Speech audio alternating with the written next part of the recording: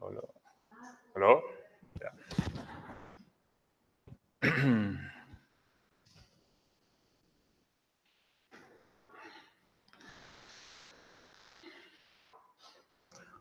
So before we start the talk, I will take a picture of the audience. I will try.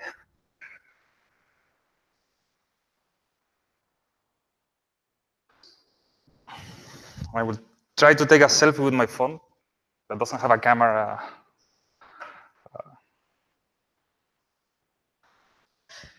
Okay, good enough. Yeah, Istanbul, Turkey. Yeah, I explained that. Yeah, I am being honest. I'm being honest here, yeah. Okay, let's just start. So, thanks everyone for coming. No, I'm being totally honest. This talk I gave February 27 at Savannah University. Yeah, I did this on purpose. So I gave this talk for a seminar in the engineering school there. Okay. So this talk will present some works related to convex mix interprogramming. And in particular, I will show a lot of results that I did with Shantanu during my PhD almost 5 years ago. And that will be very quickly. Okay. And then I will try to specialize in the work we did also with Shantanu, Juan Pablo, and later with Burak and also Gustavo. Okay. So let's start. So these are the old co-authors, Shantanu and also Juan Pablo, many years ago. And the new co-authors, so because you don't know them, are Burak from Savannah University, whom I visit for 1 month on February, and also Gustavo, that you also may know, from Universidad Católica. Okay, so what is this talk about? We have 3 parts. The first part, I will review a little bit about MIPS in general, so we have the same notation. And then I will present some properties of convex MIPS. And this will be the part that will be like a summary of some things that I did on my thesis with Shantanu and other co-authors. On part 3, I will focus more in study duality for conic MIPS. It's a mixture of old results and new results that we got with Burak and Gustavo's. Okay, so review. Definition. What is a MIP? For me, a MIP is an optimization problem where you are minimizing a linear function over some constraints, and in particular, some of the constraints are asking for the variables to be discrete or integer. Okay, and this is very useful. You all know, right? So how you okay, this is an example, and how you classify MIPS. You classify them according to what are the constraints that are not the discrete constraints. Okay, and according to what this set is, you classify MIPS in convex MIP, linear MIPS, non-convex, etc. Okay, so even though all MIPS are are non-convex, we also have convex MIPS because of the shape or the properties of X, the continuous relaxation. Okay, so in a picture. Here we can observe some linear MIPS because there are all linear constraints. So inter points over linear constraints. This is convex because it's a parabola.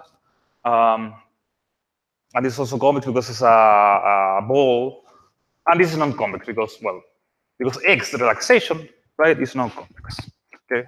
In this talk, we only focus in convex MIPS. So this is too difficult for me. Okay. So that's what a MIP is in this talk. Okay, some applications, it has many applications. In particular, I took this interesting fact from Rodolfo, that he found this for a presentation that George Hauser did many years ago.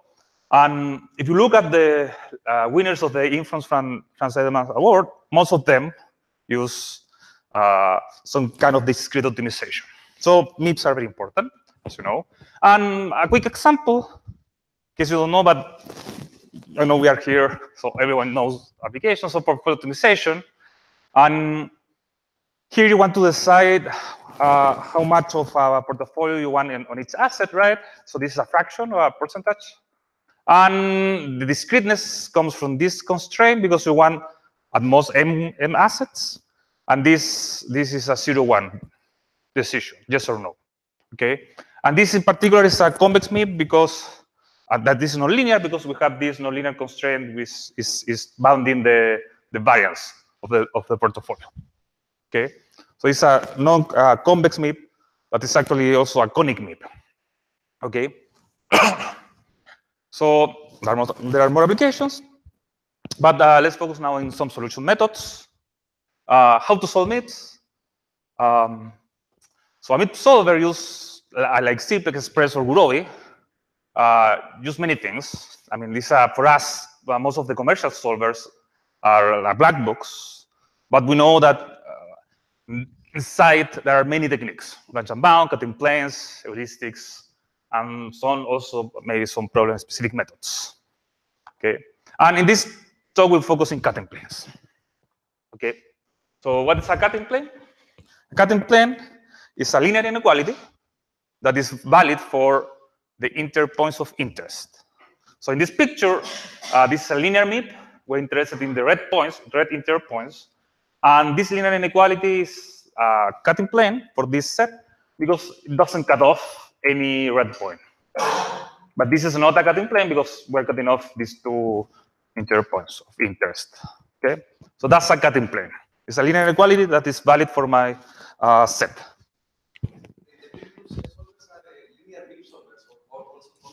Some of them also solve convex MIP or conic MIPs like Gurobi. I have never used it, so to solve nonlinear. So maybe you need some specific way of presenting the problem to the solver. I don't know. Okay, so that's a cutting plane. And how you use cutting planes, a very vanilla, straightforward type of seeing the cutting plane algorithm is first to solve the continuous relaxation, this LP, to obtain a vertex solution. And if it is not integer, you need to keep going on and you add a cutting plane. So you cut this fractional solution, okay, to obtain a more tighter version of the linear relaxation. And you solve the LP again. Okay, you solve the LP again, and you obtain again a vertex solution that is not integer. So you need to cut off that solution because you want an integer solution, and you add a new cutting plane. Okay, that cuts off this vertex, but it doesn't cut off any integer point. Okay, and you keep going. You keep approximating the integer points inside this polyhedron, and at some point in the algorithm, the idea is that the vertex that you obtain is integer, and then you stop because this is the optimal solution of the problem. So this is like the basic version of a cutting plane algorithm for integer programs. And these cuts are very effective in practice. In particular, let me focus in GMI and this table from 2007. This table shows what happens if you deactivate these cuts. For instance, if you deactivate GMIs, the degradation is 2 times, or well, 2.5. Okay, in terms of solution times. Okay, so these cutting planes are very effective in practice. Okay. Okay, so now.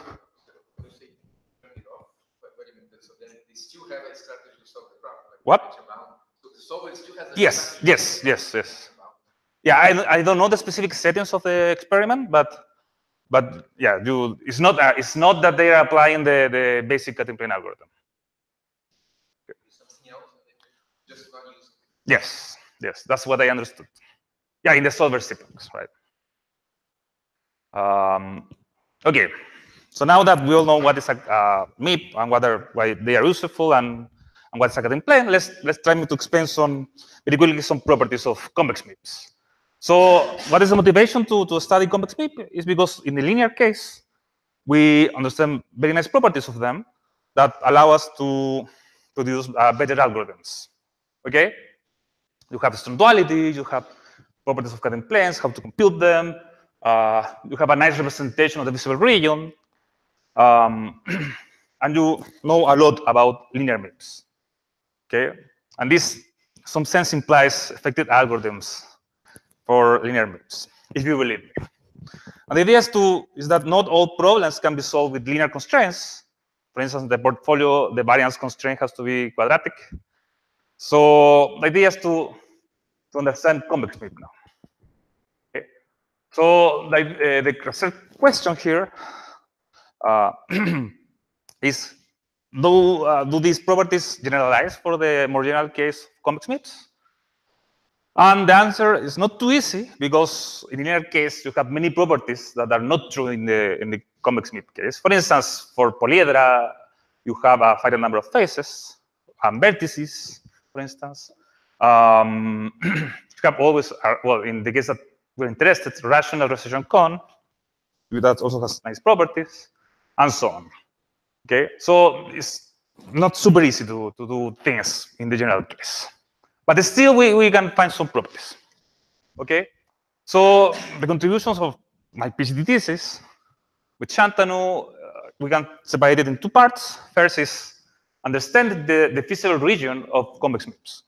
So how these regions that are convex with interpoints look like. Okay, that's the first contribution. And the second are some properties of convex maps. Okay, so I mean cutting planes for convex. Okay. So let's start with understanding the visible region. And here, we focus in two parts. First, we want to have conditions of the convex map. So this map has a nice structure. Okay, that's the first thing we did. The second is we also need conditions that are easy to check, because here the conditions are too general, and so they are difficult to check in practice. Okay. So we want an easier way to do it. Okay. So let's see. So the first property is understanding interhals of convex maps, and the idea, the motivation here is that for linear case, the interhal, let's say the convex hull of the interpoints inside a polyhedron, is always a rational polyhedron, and this means that the structure of this interhal is very nice. Okay, particularly it has finite many faces, finite many vertices. So these are very nice theoretical properties. Okay. So in the general case, convex map, for instance, the interpoints inside the parabola, if you take the convex hull, you compute the interhull, right? You can see that this looks like a polyhedron, but it's not a polyhedron because it has infinitely many faces. Okay. So in this case, it's not too ugly, the interhull, but it has infinitely many.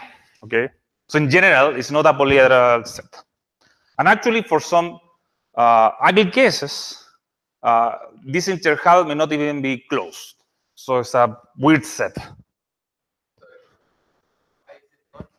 You're just connecting the dots. Well, sorry.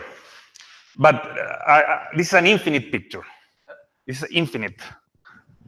And if you consider the whole parabola, you will have infinite many dots that you are connecting. Yes. Yeah, sorry, I cannot draw the whole parabola. This finite region. Yeah. Yeah. If you believe me, this will have infinitely many faces. Yeah. Maybe it's not the nicer picture there, but so it's not a polyhedron, and sometimes it's not even close. And you know that in optimization, you always want your physical region to be close or compact, but in this case, it's close because I mean, you have the boundary as well. Okay. And if the concept was finite, then Yeah, it will be polyhedra, exactly. Mm-hmm. Yeah. So what we did here is we found conditions. So this interhull is a polyhedron, and also we found conditions for when this interhull is a closed set. Okay. I will not show the conditions, but this is what we did. And the applications of these properties, we were able to apply to convex cones, to strictly convex sets, and other type of sets. So in conclusion, we understand now a little bit better when this interhull is nice. Close, I mean nice, I mean close, or polyhedral. Okay? So the problem with these conditions is that are too general, so they are not easy to check in practice. In particular, I remember that Daniel Dadouche claimed that the conditions were NP-compete or something extremely difficult, or even worse than that. So we try to find, in particular cases, we try to find easier conditions. And what we did is that in the case of conic MIPS, or a very simple case of conic MIPS, that look like this. This is a conic MIP, or this. I mean, the red points in the yellow region. You can imagine that that's a conic MIP set. What we found is a simple condition, and simpler in the sense that you're looking at the data of the problem, you were able to say immediately whether this interval was closed or not. Okay.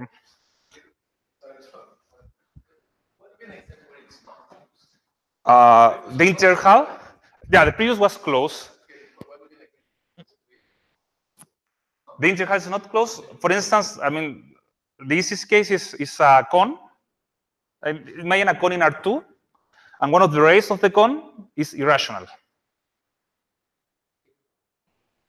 Yeah, and you can prove that the interval is almost the whole cone except that irrational ray. Because this irrational ray, the only interpoint is 0.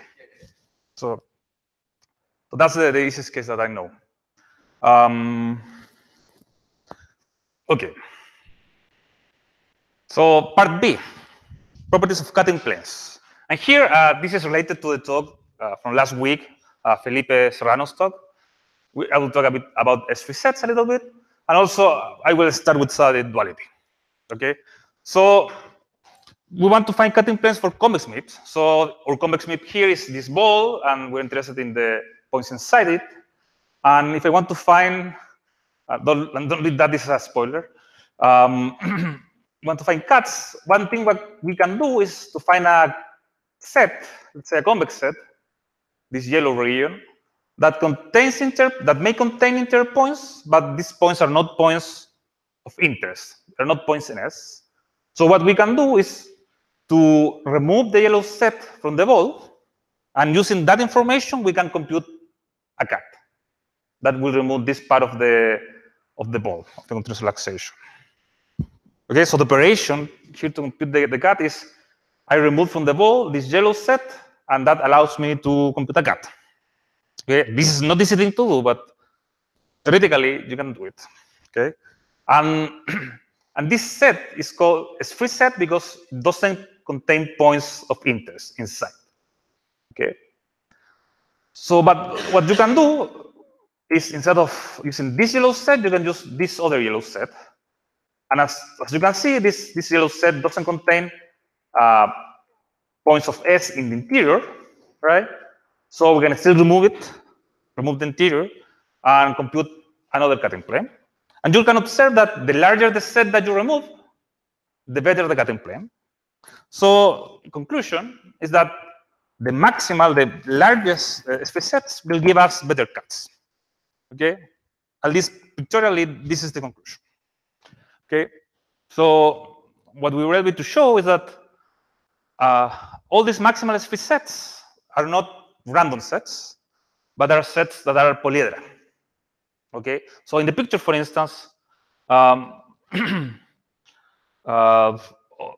if the point of interest are this, right? I mean, inside this pink region, then all of these are maximal. So all of the green ones are maximal S3 sets because you cannot enlarge them.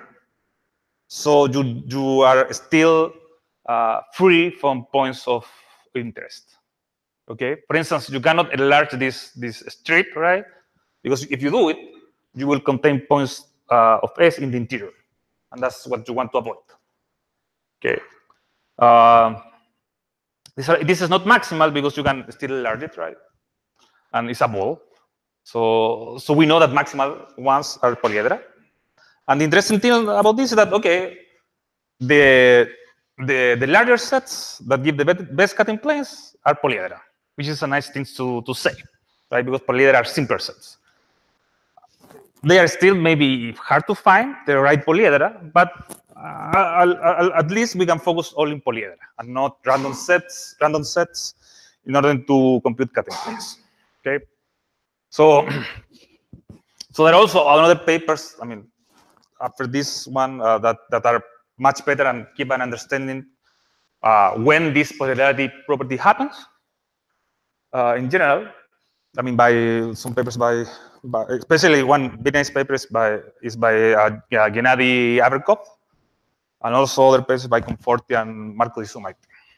Okay, so we are interested in understanding SP sets in a better way. Okay, and finally we have arrived to study duality. So what is the motivation here? The motivation is that we know that all these problems have some type of duality. For instance, for linear programming, you know that the dual is also a linear program. For conic programming, which is one possible generalization of linear programming, you also have a dual, okay, which is also a conic program. For linear MIPS, you also have a dual. I mean, you also have a dual, and it's not as simple as the linear programming dual, but you have a dual for linear MIPS, okay. And the question is, what happens if I add, instead of just generalizing with integer variables or with conic sets, I combine the two and I have a conic MIP. So this is a much more generalization of this linear programming. So do we have a duality here or not? That's the question. Okay, and the answer is, as you can imagine, is yes. Okay, and this is the topic we'll describe in more detail now. Okay, so why? I mean, how does the dual of this problem look like? Okay, so strong duality for conic MIPS. I'm going to start with some motivation, why duality is important, and I will give some notation, and then I will present the results and one slide for the ongoing work with Gustavo. Okay, so let's start. What is there's to talk about? As I told you, slightly for conic MIPS, and as I just explained the picture, we have duality for linear programming, for mixed interlinear programming, and the condition to have duality in those cases here just feasibility. I mean, you have your primal, you want it to be feasible, so you have a strong duality. In the conic case, you need some strict feasibility condition. Okay. In the linear MIP case, the condition is the data to be rational data. So, and in the mixed interconnect case, together with Shantanu and Juan Pablo, we proved that there is duality in the case that there is some sort of mixed integer strict feasibility condition. So it's similar to this condition of strict feasibility, but we add some mixed integer component to it. I will show, I mean, what I mean by that later. And in general, for MIPS or linear MIPS or conic MIPS or nonlinear MIPS, there are also other approaches that are different of what we think here. They are not duality, but other types of duality for this more complicated linear or conic MIPS. Okay. So now I show you some motivations of why duality is important. Okay, so the first one is to find good lower bounds, and the second is finding cutting place. Those two are related, but I decided to separate them. So motivation one, find the lower bounds. I will first present a TOE example, and then I will give the example in linear optimization. Okay, so this was my technical slide in the talk I gave at Savange, and I told them what was a Chilean peso. Okay, and here was the equivalence on February 27th. And also I read that actually, you know that there are 1 peso coins and 5 pesos coin. I think I read that they're going to disappear if they haven't already. So the smallest Chilean coin is 10 pesos, right? Okay, so this is the TOE example. Mind that I want to travel from Santiago to Istanbul, and using some search engines like Google Flights, I found a ticket with that cost. Okay, 1,200,000 pesos. And I want to know how good is my solution. Okay, so in order to answer that question, I would like to find the minimum cost solution. And what I know is that the minimum cost solution is bounded above by the ticket I found. And I would like to find some lower bounds, in order to compare how good is my solution. Okay? So, I mean, I said here to measure the quality of my current ticket. Okay, so what thing that you can do to find lower bounds is to start giving bounds, I mean, trivial bounds in some sense. For instance, you know that money is not negative, so a lower bound on the minimum cost is 0. Okay, good, but not the best lower bound. Let's continue. A money discrete, at least now this is discrete, right? So for Chilean pesos is at least 10 pesos. It's still not a good lower bound, right? I compare, I mean, okay. So what happened, I do a market study, or I ask a friend with a more traveling experience. So, and he tells me that, no, the ticket with at least will be 1 million. That's the market study. So now this is a better lower bound, right? And I say, okay, I'm very close to the minimum possible that this guy told me, right?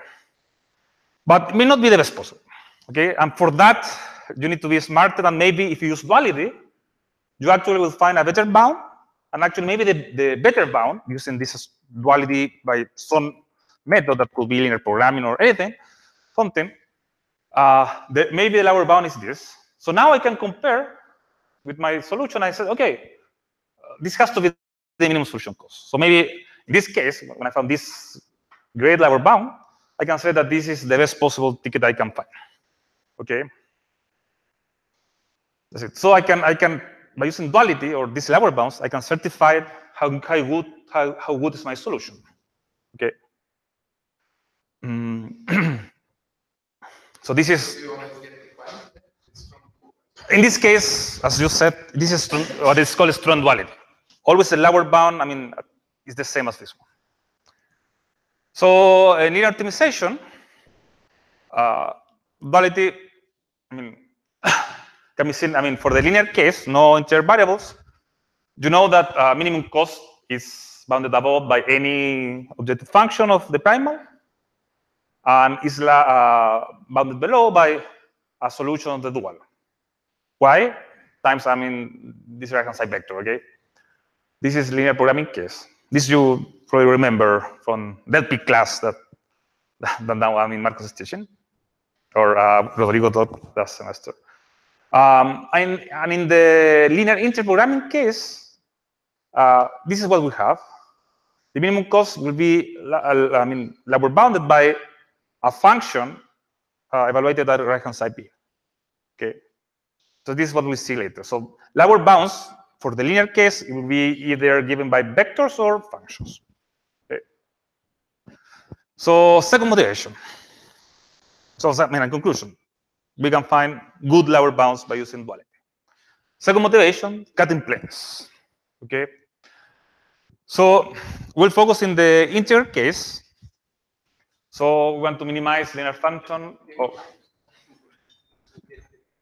So the dual will define a set of functions, then? Yes. I will show what functions are. Oh. Yes. Yeah. Don't worry, Tito. Don't worry. So, and this actually is the functional approach. So I am interested. This is my primal linear function over polyhedron, just integer points. And the idea, what we would like to do is to find functions that I can evaluate at the columns and right-hand side, so that based on this data, if I apply the function to this data, I would like to find a cutting plane. You know, cutting planes are important, so I would like to have this sort of cutting plane machine that I call. I want a function that I evaluate at the columns and at the right-hand side and obtain automatically a cutting plane. That will be my hope. Right? And the idea is that hopefully this G will be independent of the data, so I can apply it to any integer program. Okay? So let me show you quickly why why this cutting plane machine or these functions are important, because we'll see that finding cutting planes is the same as finding this function, at least theoretically. So let's see why I say that finding functions is same as finding cutting planes. Because of this property. You have a function that has satisfies certain properties, then this inequality will be a cutting plane. Okay? And this was shown, I mean, many years ago by a lot of people, Jerusalem Blair and Wolsey. And so this is it. I mean, if I find functions, I can give you a cutting plane. Okay? So this is the first property. And what are these functions? Solid and non-decreasing functions. Here are the definitions. So a function is solid is if evaluating the sum is less or equal than summing the evaluations at u and b. And it is non-decreasing if it respects the order of the vectors in some sense. Okay, so this is a non-decreasing function. So these are the functions that we are interested in. Okay. Some quick examples. Linear functions are always additive, right? Because, well, this is always true. We have equality, actually. And if the vector defining the linear function is non-negative, then also satisfies this, because it's multiplying this inequality by non-negative numbers, right? And a more complicated additive and non-decreasing function will be to compose, I mean, this linear function with the sale. Okay, so this is the sale of a number is rounding up, right? That particular number. Okay, and you can show that this is additive as well. So an example of application of a additive function. Let's consider this small MIP. Okay, I have binary variables, and if I solve this, if you think about the constraints, you can solve it. You will know that the optimal solution of the linear relaxation is this vector. Okay, and therefore you want to find a cutting plane to cut that vector off. And what you can do is, for instance, you can consider this function, which is, I mean, linear composed with the sale. And if you apply the theorem, you will know that this is a cutting plane. So I am evaluating G at the first column, the second column, the third column, and also at the right-hand side. So the right-hand side is this, and I'm evaluating here. So this will give me a cutting plane. So if you compute these values for this particular function, you will obtain this cutting plane. I will give you the computation. And this, you can check that this is cutting off this fractional solution. Okay? So this I mean, can be applied in practice, but this is a small example at least. But the function is not linear, just like a plane. Sorry? The function that we find is not linear. It's not like a plane, no? But this function is not linear, right? Yeah, but you still, I mean, if you apply it, because this is inequality. These are numbers, right? And the inequality is on x1, x2, x3. Yeah, but in the examples that will be for linear or this type of scaling function, but it could also be a general function that will be quadratic. As long as it is additive and non-decreasing. So the plane is not like a plane. What do you mean plane? No, but this is the cutting plane. This is the inequality. Yes. Yeah. Sorry about I didn't explain it well.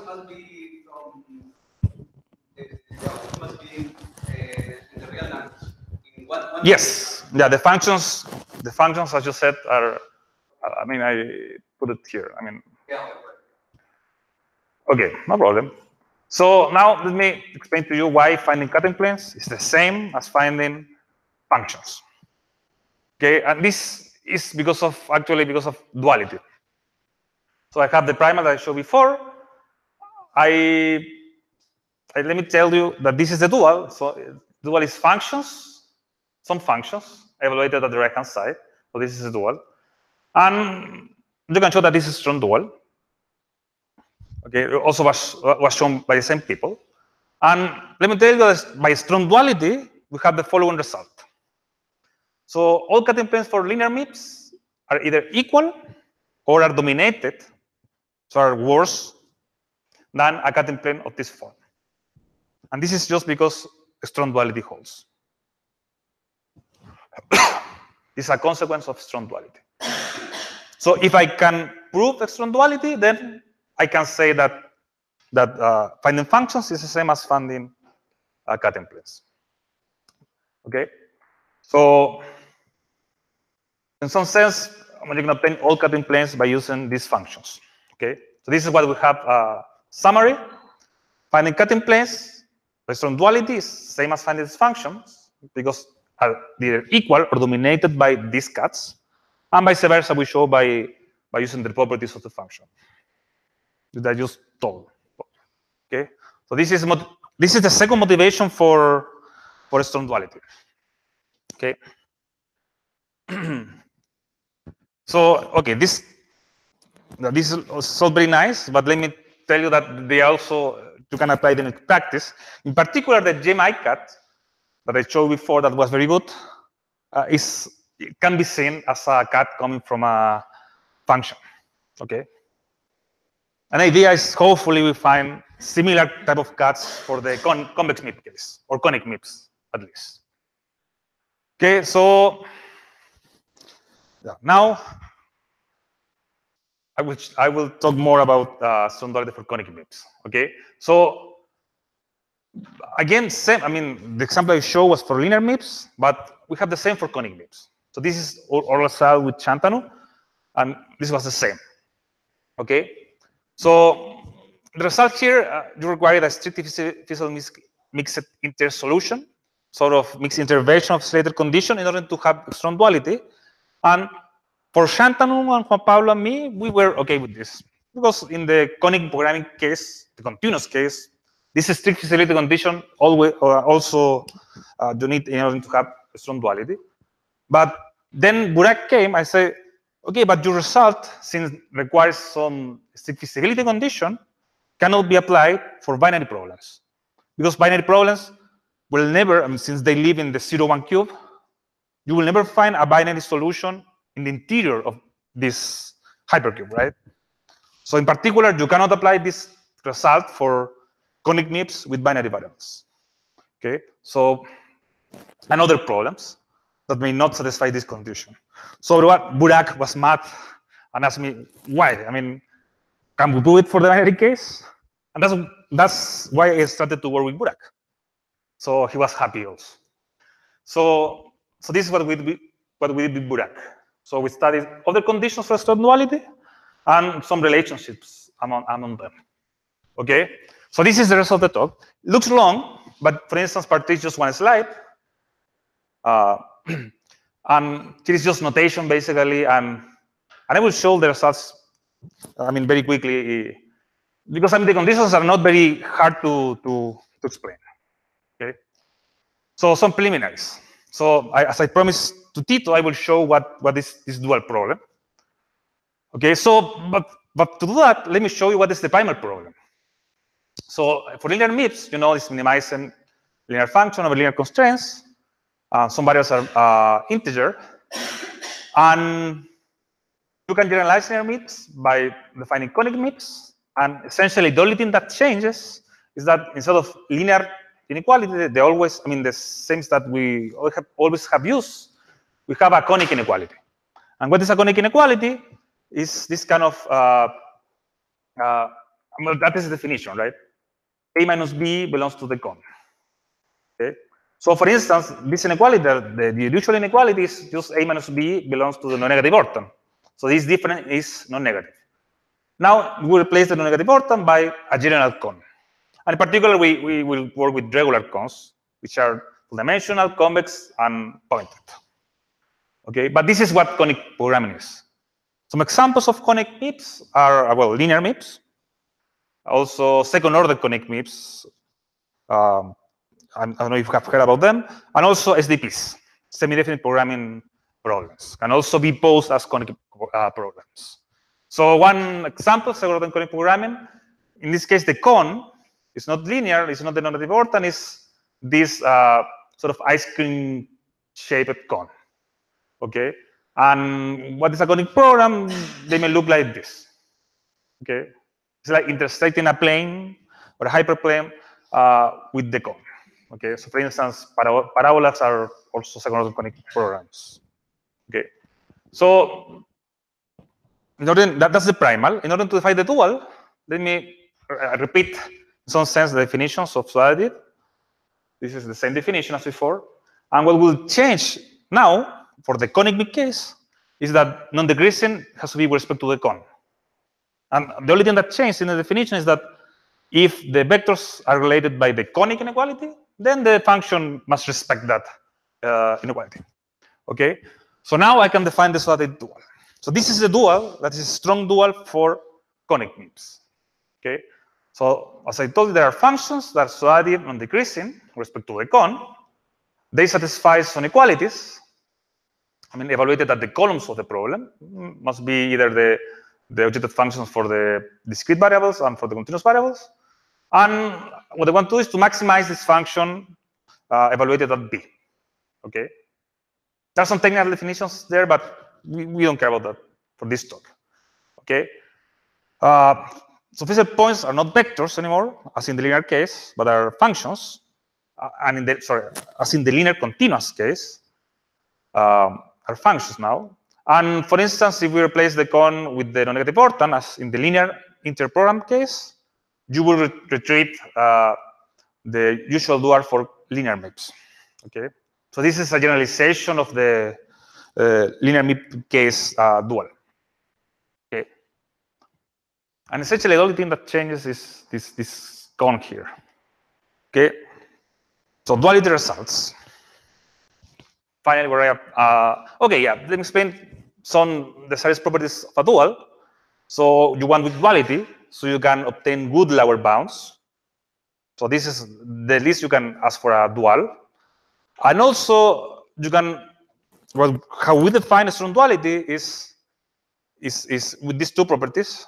Is first, is zero duality gap, in the sense that the maximum here is equal to the minimum here over the primal. That's zero duality gap. And also, we want the dual to be solvable in the sense that there is a function that achieves the optimal solution of the dual. And if you have zero duality gap, this optimal solution, this function evaluated at B, will be equal to the infimum or the minimum on the prime. Okay? So this is dual solvability. So for us, strong duality is this. Okay. So now we go for the conditions. So I will start with some known conditions for strong duality. So this means the old results before the work with Burak, and some new conditions. Okay, that include some binary variables. So Burak was happy when we found them. Okay, known conditions, the old conditions I call in this talk. The first one is the linear MIP case that was proven many years ago by Wolsey and other people, right? If all constraints are linear, so it's a linear MIP, and the data define the problem, so the matrix, the right-hand side vector are rational, so rational data, then you have strong duality. The condition that this mixed integer Slater condition that we found with Shanton and Juan Pablo is as follows. If there exists a mixed integer point, so that the conic constraints are strictly feasible, I mean, are strict, right? Then there is a strong duality. So this is what we put with in 2012 with Shanton and Juan Pablo. This was proven 30, 40 years ago. And this is what we have, okay? And as you can see, this strict, strict inequality condition is what cannot be applied for binary problems, for instance. Okay. So what are the new conditions? There are many conditions. I'm not claiming that they are too deep, but there are conditions that work. So let's look. I mean, you don't have to read. Let's look at this condition in slightly more detail. So binary variables condition is okay. If all integer variables are binary, and there is a mix, I mean, a binary point that only the conic inequalities are strict, then we're fine. We don't need to establish a strict inequality for the binary condition. Meaning being between 0 and 1, we don't need a strict feasibility for that. So this is if we have this, then there is a strong duality. Okay, for the binary case, or for this binary case. A slightly more general case than the binary case is if instead of the 0-1 inequalities, we have a general linear inequality that has rational data, and this is a mixed inter point that is strict for the nonlinear conic constraints, but could be anything for the linear constraints, then you also have a strong duality. Okay, so good. In particular, these linear constraints could be saying that some of the variables are binary. Okay. This is another condition that will be 2. Condition B3, if the feasible region of the continuous relaxation of your conic MIP is bounded, you don't need anything, essentially. You have a strong duality also. Condition B4, this was a very interesting condition because it's a condition on the continuous dual. If the dual of the continuous relaxation of your conic MIP is feasible, so there exists a vector so that satisfies those equalities, then you also have a strong duality for the conic MIP case as well. And that's all. Those are the conditions that I show in the list. So this is a summary, and I'm happy to use this word hierarchy of the conditions. So you have the old conditions in pink, the new conditions that we found with Burak in blue, and the relationship is as follows. Actually, all these conditions imply before was this one, that the continuous dual is feasible. Okay, so interestingly, all the conditions that we could imagine imply that the continuous dual is feasible for the conic program. Okay, and there are other relationships. This is the binary that was implied by the one with linear constraints. Okay, but actually, this is a better condition that we call better condition. Just for the talk, not for the paper. And this better condition is actually just saying if the duality dual is feasible, then this is a strong duality. Okay, that's the great condition. And you can see that okay, and actually you can see that this condition implies that this is, sorry, this is a vector like this, then you can say that the duality dual is non-empty because you define a function as this function that is linear function. Okay, and this linear function is feasible for the dual. That's why this condition implies or better condition. Okay, this is what we have. So in some sense, this is the best possible condition to have a strong duality in the conic. This is the best possible condition so that the duality dual is a strong dual. Because I'm only asking for it to be feasible. If this is feasible, then the strong duality holds. Okay?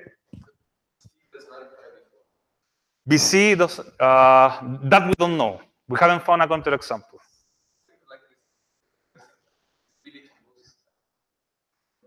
Yeah, I don't know. We don't know. I think we haven't found a counterexample yet. So, in the sense that we haven't found a conic program that the continuous dual is infeasible, but the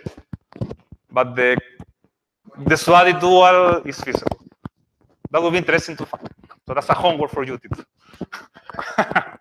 Please, because we were not able to do it. Okay, so to finalize the talk, just one slide on what we are doing with Gustavo and Burak is, okay, this is all very beautiful, this theory, these conditions, but how we can apply them in practice, or at least better than just a theoretical dual. DIIIO Klapjan, a few years ago, he showed for this particular primal that this is a strong dual. In particular, there are some functions that are easier to compute because they're defined like this. And he showed that this type of functions are a strong dual. I mean, these are the optimal solution of this dual. So this could be used to solve MIPS in some sense. And we are trying to see whether this is true or not in the conic programming MIP case. Okay. Yeah, and that's all. That's all. I tried to be, quick, but yeah, I was not super successful. So, any questions? I think Tito asked too many questions, so are we not allowed? Oh no, if you can ask questions if you want. Yeah. Marcos, any questions? You want to complain? What's the closest anyone has come to finding downward? I don't know. I mean, I know Chantano with a student with Asteroide Santana. He had a paper where he defined some functions, explicitly for the second order conic case. But I don't know how those were in practice.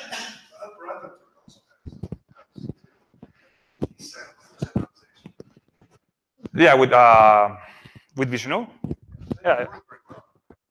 Yeah. Well, I don't know. I mean, there is a reason that I don't do computations because doing computation is too difficult. Oh, okay. Yeah, I think that's all. So thank you. Thanks for coming. Sorry. Tito. So when you look for the functions G, right? So one way you would The smarter Diego. doing this kind of, in a sense, specifying how the function. But again, we can do like some iterative procedure, search for G, like generate one G at a time. Sort of like this is? No. For your problem. For my problem? You want to generate the G's. Yes. Can you search for this? I don't know. Yeah. I haven't read. You have to show that they have some structure. Yeah. And we don't know. He did some computations with this. Yes, he did some computations in this paper. I don't remember. Yeah, I mean, this is still this. I mean, this is a hard function, as you can see. This.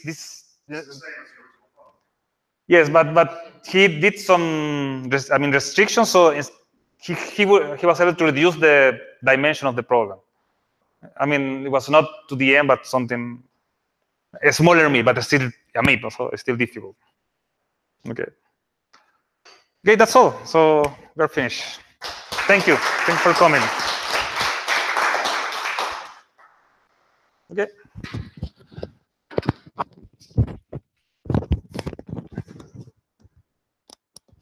So